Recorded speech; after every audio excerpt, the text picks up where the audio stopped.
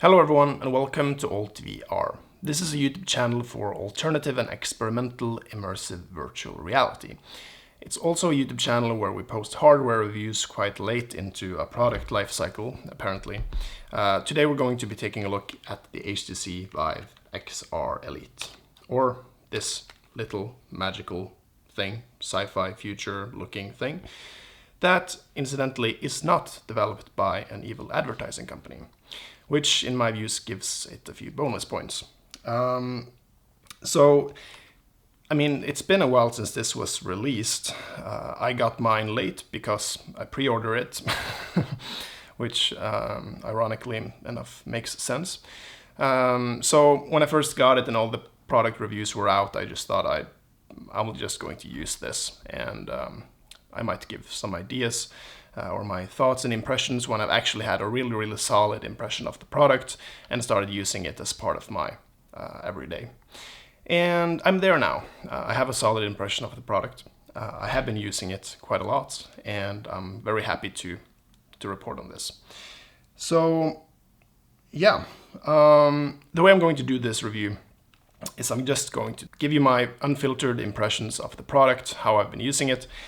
I do have a few notes here on some touching points that I want to get into. That is going to turn into timestamps on the YouTube video. So if you're looking for anything in particular, you can just go to that section. So on this product, in short, I like it. In short, I'm happy with it. It has served a genuine role for me in enjoying VR content. It's my new daily driver, and I have been looking for one for a long time. And the reason for that is, as you might have guessed already, I really don't like Meta, and almost base my personal identity around that fact. So actually having something that is wireless, I mean, we haven't really had any standalone competition ever. Right? I mean, we had the Pico maybe, but that's owned by TikTok, right? Or the Chinese government can't really be that much better than Meta. And we've had the Focus maybe, maybe the Cosmos, but the it was unavailable.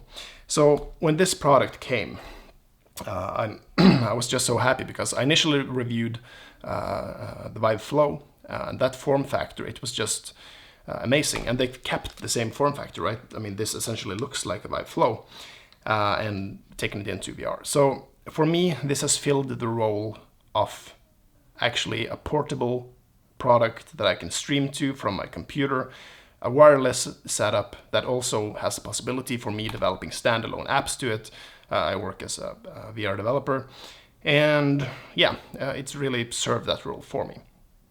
I'm going to go into exactly how and what is positive about it. So first, let us take a look at the head-mounted display itself. So this looks like this. This is the cool way to show it, basically, because it looks so tiny, and you can sort of just put it on your head like this, and things are really cool. But this isn't how I'm using it. So it essentially has a portable design. So you see here that you have these sides sort of detachable, and I can just push in here and drag these out, and there we go. So the reason it is so small is that this is without the battery. So with the previous setup where I just put it on my head and you have these things pressing at the temples, you could essentially just connect it to a power bank and have that thing in your pocket, right? In Apple style. How I'm using it is with the power bank, or the actual back strap. And I can show you how it looks with this on. Same principle, you just plug it in.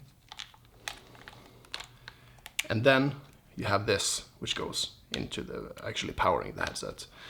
And then you have something that looks like this. It's still really tiny, but essentially this isn't a problem. It's a good thing because it provides a back weight with the battery, and it's really well balanced. So when I put it on like that, this is how it looks, and it sits it sits so snug on your face, and it doesn't weigh, I mean, almost anything. So yeah, it's just perfect for moving around. I mean, I remember sort of shaking your head or moving quickly with the PlayStation VR 2. You would basically sort of feel this recoil all the time because of the weight and the size of whatever that you used. So this is, yeah, how I'm using it. And this is what the lenses look like. If you can see this, yeah. You can also see the diopters there. We're going to get into them a bit later in the video, where I'm going to discuss how I'm using these with my glasses. I want to save that for last because it's only relevant for a few people. So the lenses, the quality. So I've long been complaining about all these Fresnel lenses. Now the reason we hate Fresnel lenses is because of the glare, right? Because you see these concentric circles providing this glare effect, which can be really annoying. And it was really hard to understand why people used Fresnel lenses when we had seen, I mean, even with the Samsung Gear VR, which was really old, in like 2015 or something like that, that they actually had something that was better, that provided a better sweet spot, less or more clarity, I mean, and just better colors overall. Like a lot of proponents for Get the Gear VR mod actually doing this to your own headset with the Vive Pro. People who did this would notice how incredibly much better it was. And now we finally have pancake lenses, just in the same way that they're going to come in the Quest 3, just in the same way that they are in the big screen VR and the ones that are currently in the Quest Pro. So how are the lenses? Well, in short, they're good. Does it mean that we have entirely reduced glare? No, it's a different kind of glare.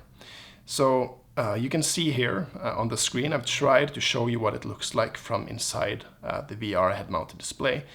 But basically, bright lights, just with Fresnel lenses, do give off some glare. But this feels more like glare from glass, like a lens flare or something like that. It doesn't feel like you're watching plastic being lit up. So it's still not perfect lenses, but I like them a lot better. It's easier to show the glare effect using white text on a dark background, such as in this glare test. So as I'm moving the XR Elite away from the actual text here, you can still see that it's being reflected in various parts of the lens. Now I've paused the image here at the point which I feel best represents how this would actually look like inside the lens. But if I start to play it again here now, you can actually see what these reflections look like, that they are reflections of the high contrast text. So although the camera here is able to sort of illuminate this very clearly, when you are wearing the head-mounted display, you will not actually be able to focus on it, which is why it is more blurry and glary.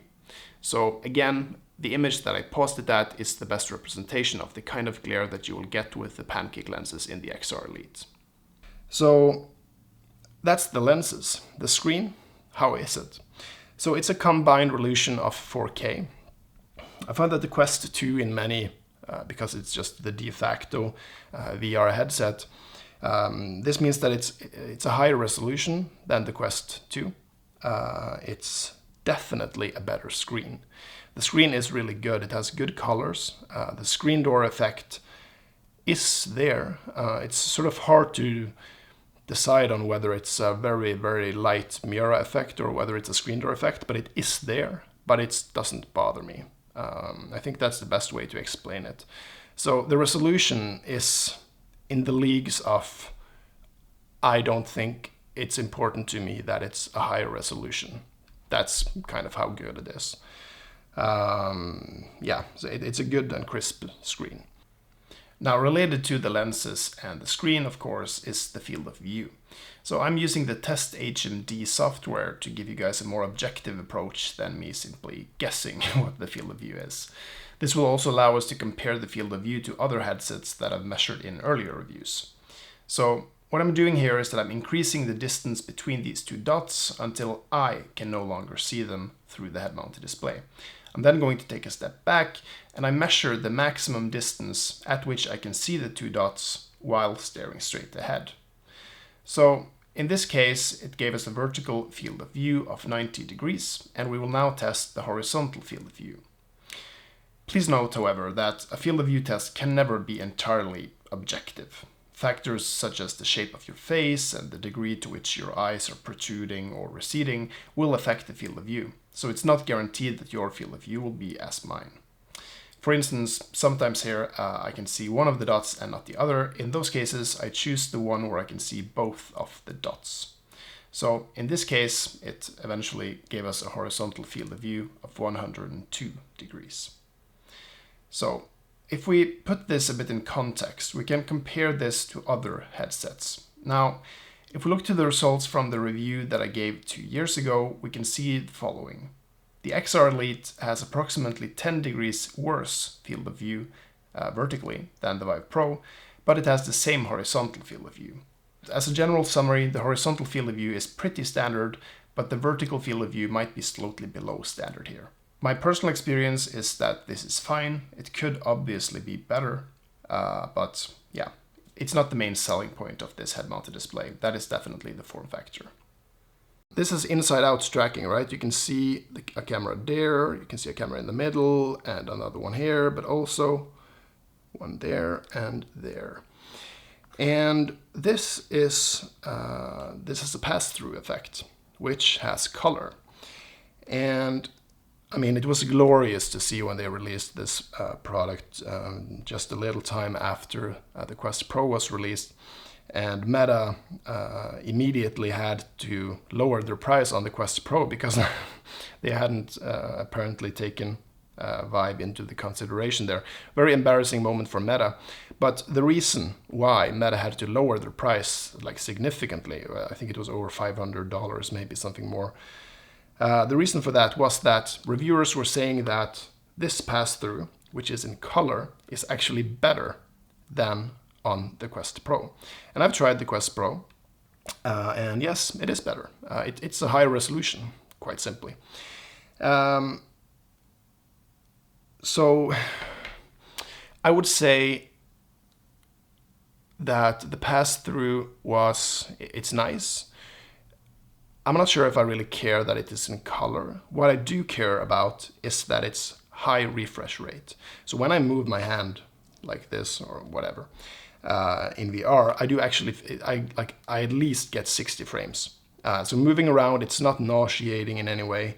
And for me, I'm not intending on playing any mixed reality games. It doesn't look that good. The resolution of the cameras or of the pass-through in general does not get as good, of course, as something rendered.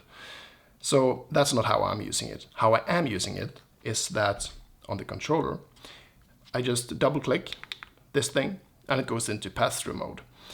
So if I'm going to grab a drink, move something, just talk to someone or whatever, and I'm there, and it works. So I really enjoyed the pass-through, not because it's in color or because it's so incredibly crisp, but it is crisp. Like I can take my phone, and if I bring it quite close, I can read everything. Like I can check my time on my watch. So it's good for just bridging the reality between the virtual and reality. Just for daily use. That's how I use it. That's how I appreciate it. So let's talk about what you can do with this. So the content library. I am basically only using this for Steam VR gaming. The reason for this is twofold, but the first reason is definitely the most important reason. It works really well with Steam VR. I have a really, really good computer that is in another room. I don't like using VR in that room because it's a small room and I can't really move about that much. So what I do is I turn on my computer, and that's all I need to do. I press the on button on the computer, then I go into my living room where I'm sitting now, where I think it's a bit more comfortable, and then I can go into VR chat or whatever. And when I launch or just turn this on, I already have the Steam VR inside of the actual menu on the device. I click one button, it spins up, it works. So I'm streaming this through Wi-Fi 6, which is why this nasty thing hangs up there, and I don't really care about how it looks because it provides me good tracking or a good Wi-Fi signal for using it. And yeah, so it works really, really good with Steam VR. I don't have any complaints whatsoever.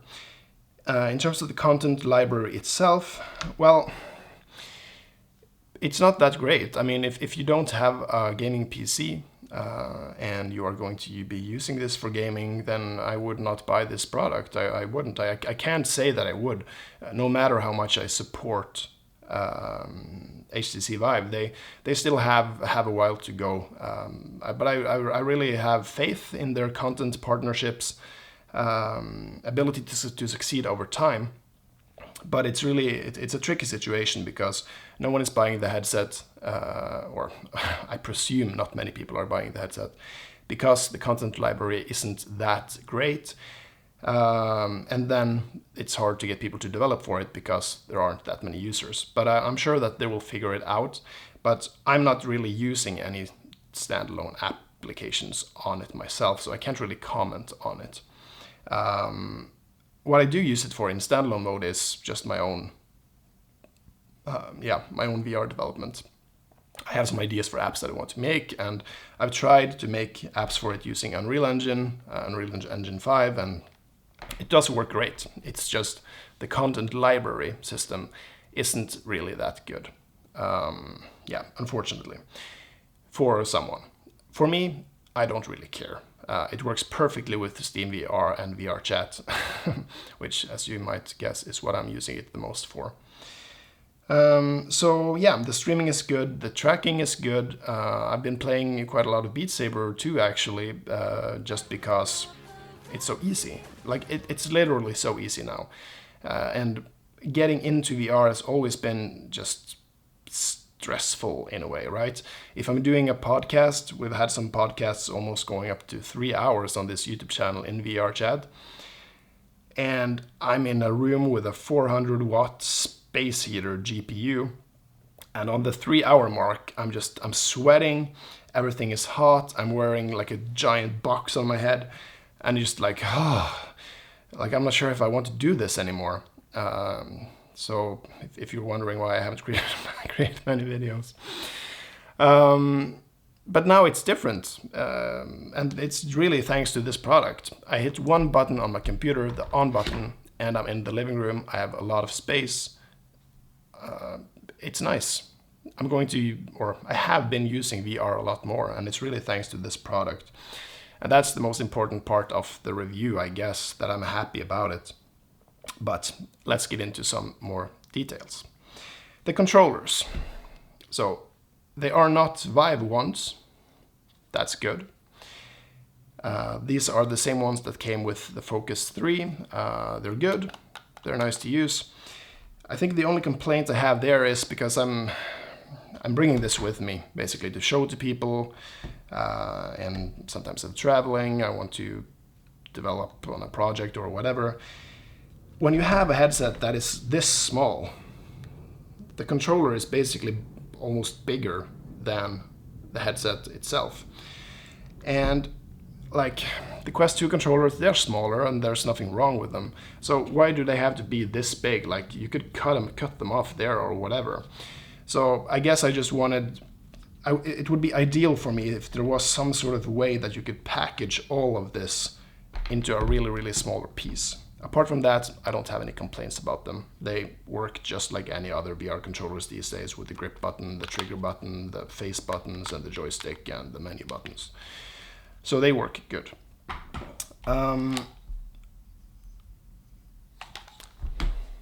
What else? So one of the things that I really was excited about was this diopter function, that you could turn these dials for focus. Now, this is not the same as the IPD slider or the interpupillary distance slider. This is for people like me who use glasses or some sort of visual correction. And I mean, they first prototyped this as well as the general form factor with the Vive Flow. And back then I really was positive to the general concept, especially because these are so small that you can't really fit your glasses in there and get close to the lenses at the same time. What I discovered, however, was that these can only adjust for your sort of minus or plus or whatever in your prescription. What it can't correct for is the astigmatism. So, in my case, that means that I could finally tune it to my prescription, but things wouldn't be as clear, and I would get a bit of eye strain because it did not correct for my astigmatism. So what I ended up doing was getting contact lenses, and I would put these on every time I would get into VR. That became very tiresome after a while, and eventually I got these from VR Lens Lab. I bought them myself. They haven't sponsored anything. I would go for VR Repetition, but they haven't made anyone yet. Maybe they will in the future, and I can review those, maybe make a comparison. But basically, now that I plug these things in, just to take them over here,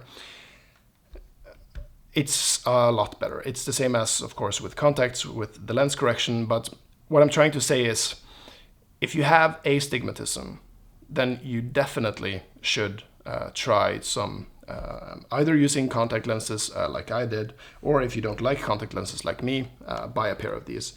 Because, it's really good. I think, to give you an impression, if I'm using without astigmatism correction, then this feels like a Quest 2 in visual fidelity. If I do actually correct for my astigmatism, it's a lot better. So, it's kind of a shame in a way that you can't also correct for astigmatism with these. But, I mean, what can you ask for? I have my setup going now when I also have these, and that's really, really good. Yes, one final thing. The most important thing, actually. Comfort. How does this feel to wear? So, it comes with this. This is really, really light. It's just some cloth. There isn't really any much more damping than that. And then there is quite a hard plastic frame underneath here. So I'll show you how I look after playing Beat Saber for about 30 minutes. You can see the big mark on my forehead here. I would like to add to that despite this, it's the most comfortable headset that I've ever used. So I don't know how you want to interpret that, but I'm very happy with the comfort. I'm just going to try to make it better. So I'm probably going to release a video if this works, but I bought some foam, and I'm going to try to foam it up a bit more, because it's not really uncomfortable during use, but clearly it is pressing on my forehead, and I'm going to get like a scar or something if I keep using it like this. But the weight, it has so much. I didn't imagine that it would actually have that big of an effect, like genuinely. I don't feel like I'm carrying a big box on my head. I feel like I can just be in VR. So that is the most important thing about this product. Of course, I wish that they had a few more options. I do also get some light leak, like on the edges here. I wish they were a little bit broader. Or if it depends on how you adjust it. But the comfort is awesome. It's not perfect, but it's awesome. But that is mainly because of the form factor and the weight, and not necessarily this pad. So I'm going to be trying to make a few new ones to try to experiment, and I hope that companies like VR Cover and so on realize that there might be some other people who purchase the Z-mounted display. So I think that's it. I have finally found my headset that's going to work for me for the next couple of years. I'm I've generally just been using it to play Half-Life Alyx and Beat Saber and VR Chat, which is, I guess, the holy trio of VR still. But yeah, this enables me to just go into VR Chat a little bit in the evening. Quickly, pain-free, spend the time there without it being a big hurdle. The compression quality over Wi-Fi, I don't notice it. And I'm kind of a graphics whore initially. Like compression artifacts, there is nothing I hate more in the world. Oh, I almost forgot to complain to HTC Vive. I bought this Wi-Fi 6E router because this has Wi-Fi 6E, which is really low latency and has its own frequency band that makes it uninterrupted by other devices on your home network. And it's not supported in Norway. And that they've basically been saying that the support is coming in future updates for over 2 years now, because this was the thing on the Focus 3. So please, HTC, listen to me, please. I've been sending them multiple emails. They're not telling me anything. It's never going to come.